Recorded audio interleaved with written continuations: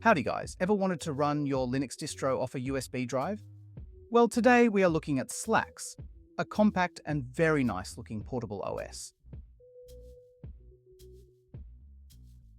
Now it comes in two flavors, a Debian and a Slackware version.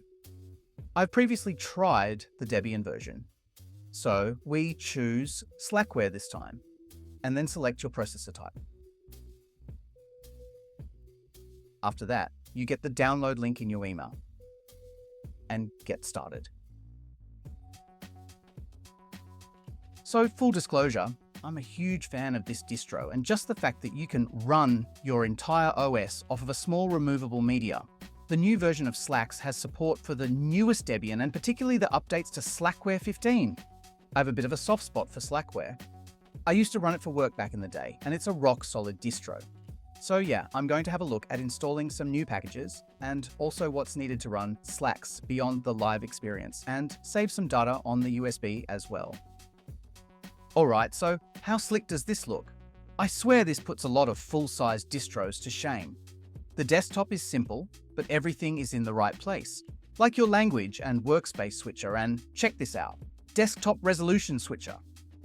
I mean, clearly, if you are running this from a USB on multiple devices, maybe as a testing tool, you will probably need to fix your resolution a few times. This just makes it so much easier. And that seems like the Slax mantra.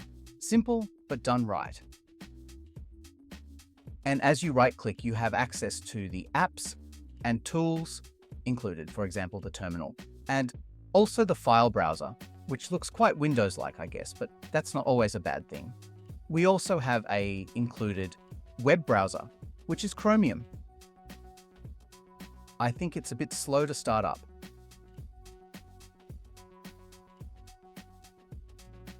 Also, we have a text editor, and for some reason, a calculator.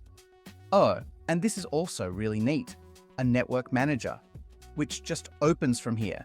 Once again, something that most larger distros can learn from. No searching through menus to find the setting tab with the networking tab, and the specific utility buried deep under a bunch of menus. And the rest of the desktop interface pretty much is as expected. You have a date widget and some volume control. Everything's pretty lightweight, I think, under the hood. This is running Fluxbox, which was a bit surprising to me. At first glance, I thought it was LXD or LXQT.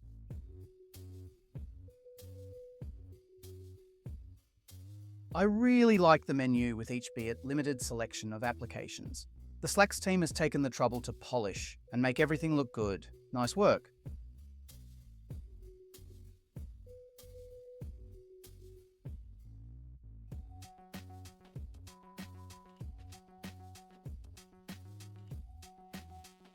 Okay, so to do the actual install of Slax onto a USB and save progress, this was a bit of an unusual process. You can't just write it as a bootable USB. The steps are on their website and needs you to copy files onto the USB and then run a bat file. A bit weird. I did read through what it does first, so nothing too fishy. But the first few times, I kept getting an error about being unable to write to the MBR, which was very un-Linux-like. Turns out this was to do with the partition boot schema on my USB.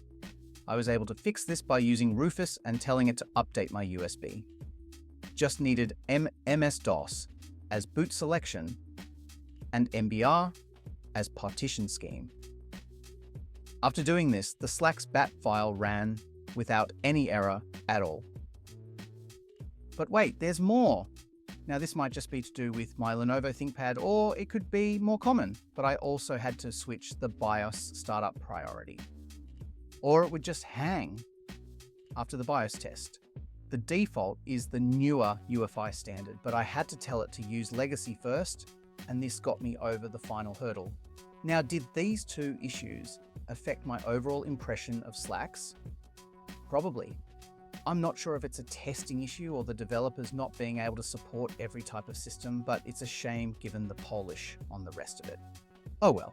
Maybe most users who tinker with Linux on a USB wouldn't find this too much of a hurdle anyway. Well, anyway, onto the best part of running this version of Slax, getting to use Slackware Package Manager. OG Slackware was the perfect mix of the ease of use of Fedora and the customizability of Arch. And after a few updates, let's end on NeoFetch. Well, guys, don't forget to like and subscribe. Until next time.